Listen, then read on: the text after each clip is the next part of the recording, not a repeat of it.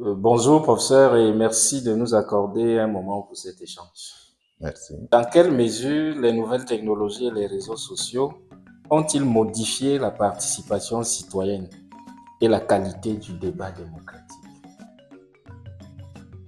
Oui, en fait, l'intrusion des réseaux sociaux, du numérique, non seulement dans le débat public, mais aussi dans la profession du communicateur, est un peu comme une profanation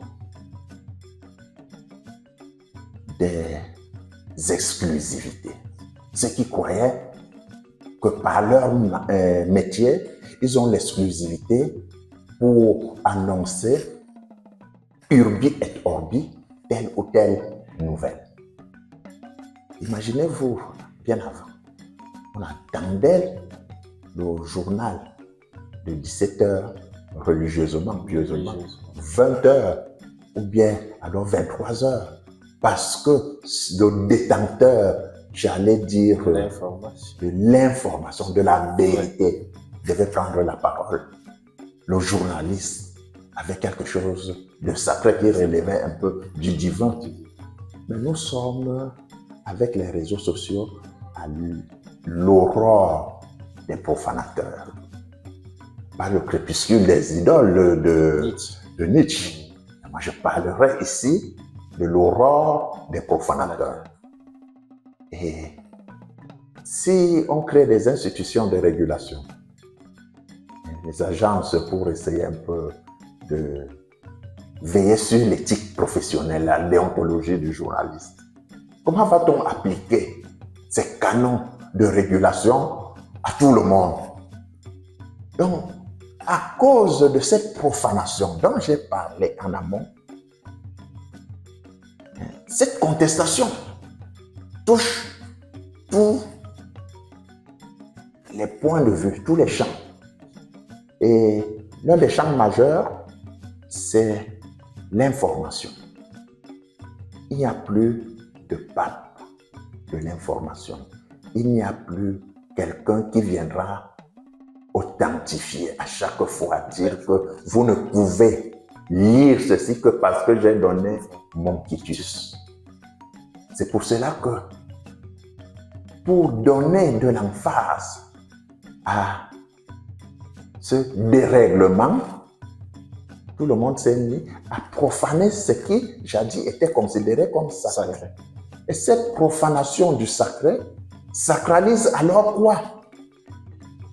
Ce vide qui est en train d'être fait pourrait être pensé à travers les vecteurs, à travers, j'allais dire d'abord, une approche factuelle de l'information.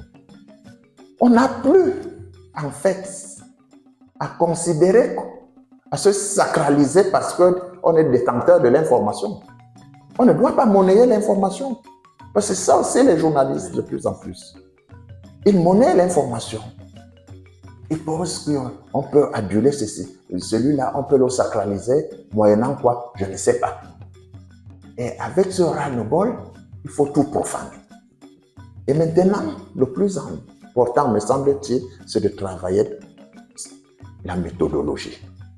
Et cette méthodologie consiste, me semble-t-il, à mettre en place, à mettre en chantier l'approche factuelle. Et cette approche factuelle voudrait que, en fait, vous voyez, mutatis mutandis, je compare un peu le segment, ça c'est un peu la géométrie, le segment, une demi-droite, qui n'est pas orienté, avec un vecteur qui est maintenant un segment orienté. Donc, l'information voudrait tout simplement être portée par un segment et non plus par un vecteur. On n'a pas à nous orienter pour dire que je suis mieux indiqué pour interpréter les faits. Parce que vous voyez, le niveau intellectuel s'est significativement amélioré. Donc les gens sont Ils veulent quoi? Ils veulent l'information brute. Ils ne veulent plus l'orientation. Donc, le plus important pour être vrai, c'est de privilégier ce que moi je peux appeler non pas le jugement de valeur, mais le jugement d'existence. S'arrêter seulement au constat. On a augmenté le prix du carburant. En valeur relative, ça